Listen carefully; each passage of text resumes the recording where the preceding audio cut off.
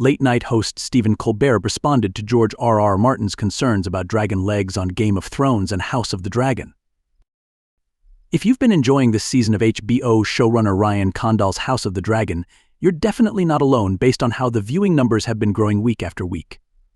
One person in particular who's been liking what he's been seeing is literary and live-action mastermind and best-selling author George R.R. Martin, not a bad person to have in your corner. That said, it would also be safe to say that GRRM has some very specific rules when it comes to dragons in his universe, laying out his dragon manifesto earlier this month on his not a blog site Here There Be Dragons.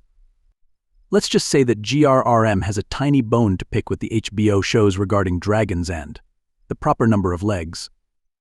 FWIW, the shows got it half right, both of them, GRRM wrote at one point in his blog entry. Game of Thrones gave us the correct two-legged sigils for the first 4 seasons and most of the 5th, but when Denny's fleet hove into view, all the sails showed 4-legged dragons. Someone got sloppy, I guess, or someone opened a book on heraldry and read just enough of it to muck it all up.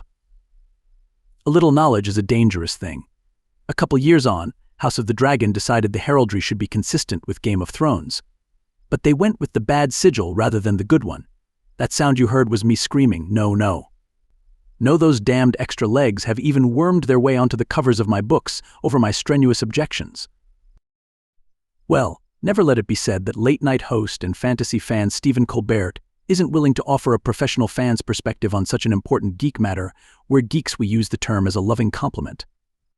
During the Meanwhile segment from Tuesday night's The Late Show with Stephen Colbert at the 1:45 mark in the video above, covered GRRM's reaction to Dragon Legs issue, letting the author know that he respects where he's coming from before speaking on behalf of millions of readers out there. Got it, George. And I bet you'll totally nail the correct